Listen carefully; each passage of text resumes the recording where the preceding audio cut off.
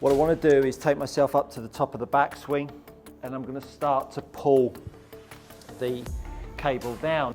Two of the straightest hitters of the golf ball in the game use their right leg in a very different way. Matt Fitzpatrick, Rory Mcilroy, two of the best drivers of the golf ball and two of the straightest hitters on their day, use their right leg in a very different way down through impact. We've been brought up in golfers using their right leg in a way that has compromised our hip rotation. We're all after some good hip rotation. This right leg, how it's been thought of in terms of how it should work through strike, is very much with the knee kicked in. We thought about how the right foot lifting up will give us the opportunity to get through the golf ball. I'm going to nip down to the gym and show you exactly why that is garbage.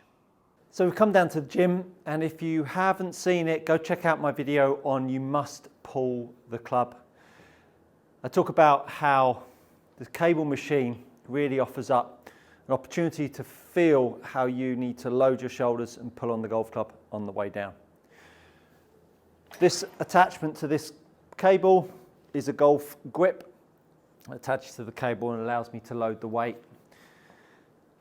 So as I've talked about with Rory's right leg, is how much the right leg is locked out and how the right leg and the right foot is very much flat on the floor through contact.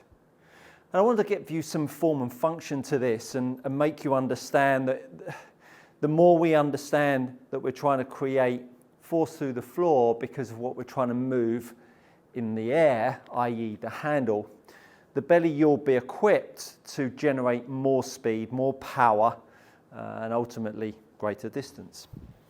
So I've got, what have I got on here? I've got 13 kilos, and what I want to do is take myself up to the top of the backswing, and I'm going to start to pull the cable down. Now, as I start to pull it down to the floor, and I start to hold the weight here, I want you to appreciate that if I was to start to lift the foot up and lose the contact of the right heel on the floor as I pull the golf club down, because of the forces that are going on through my feet, as I'm pulling on the golf club, my feet are actually trying to slide and rotate around.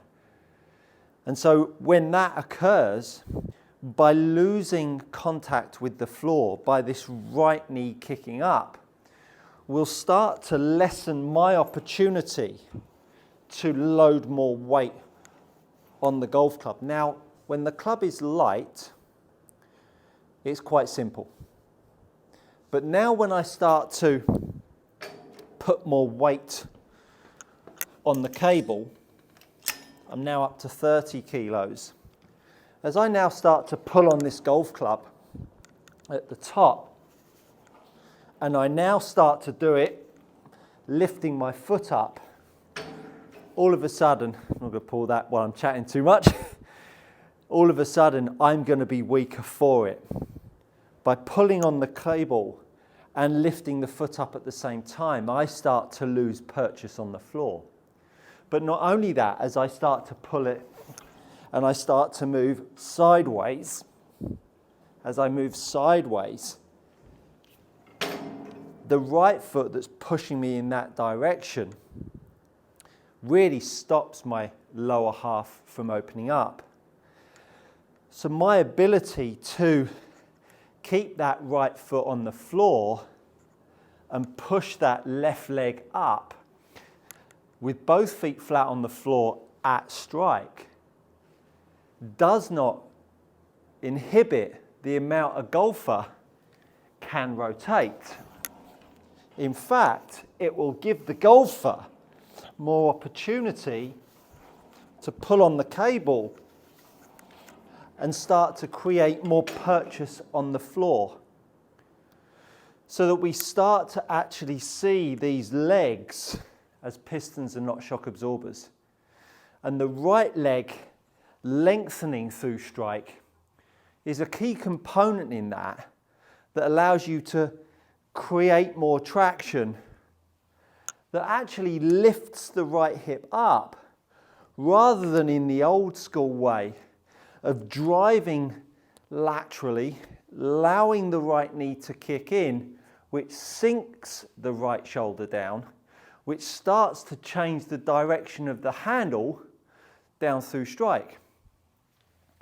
So I really want to see when the right leg is longer, I really start to feel and see how this right shoulder and this right hip start to move more out. The minute I kick the knee in, can you see how it sinks the hip, it sinks the shoulder, which would then start to change the way this right arm starts to behave and how the handle would then start to track off to the right as usual.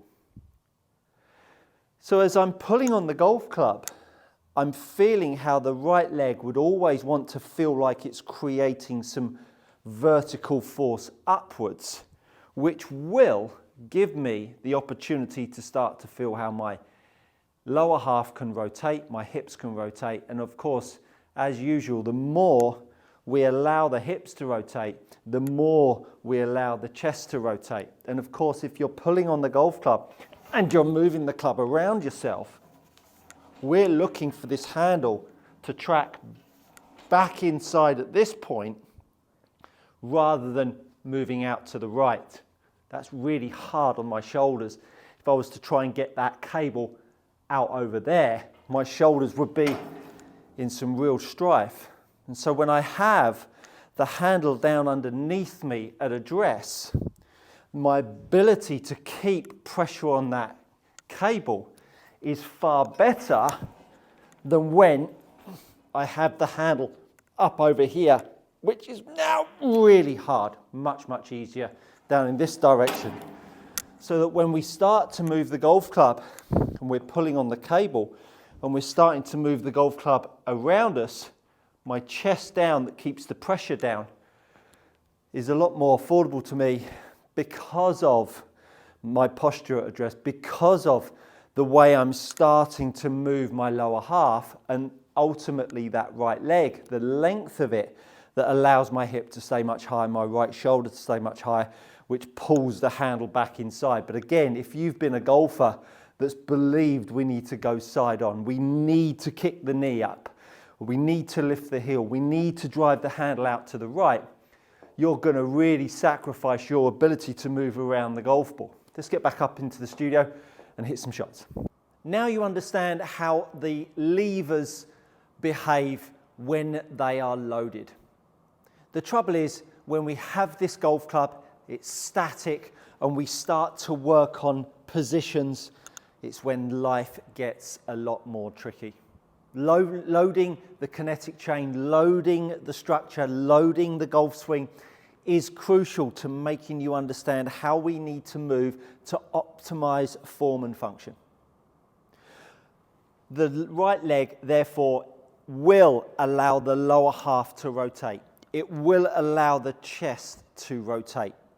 So I've got a little drill here for you that's going to enable you to use that right leg in a very different way.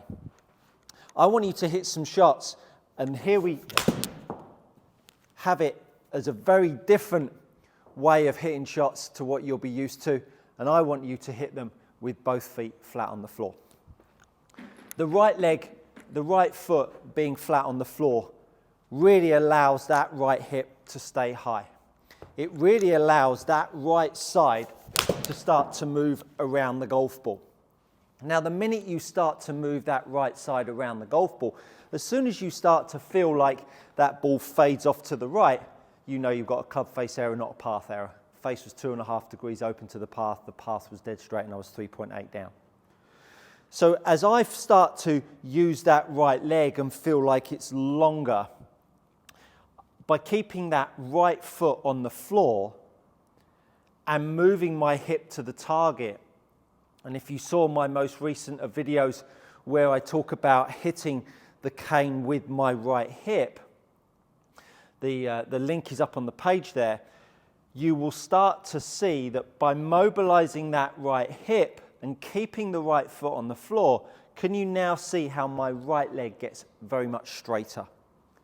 So keeping both feet flat on the floor and feeling how that right leg can lengthen will really start to allow you to move around the golf ball. Moving around the golf ball, as you know, gives you the best opportunity now from what you've seen down in the gym, is this opportunity to now start to square that club face up. So the right leg will allow you to still rotate your body through without compromising the direction the handle goes in, which compromises the direction the face goes in. So do give that drill a little go with both feet flat on the floor. If you've enjoyed that, do let me know if you have any thoughts. And I think you'll find that's good coaching.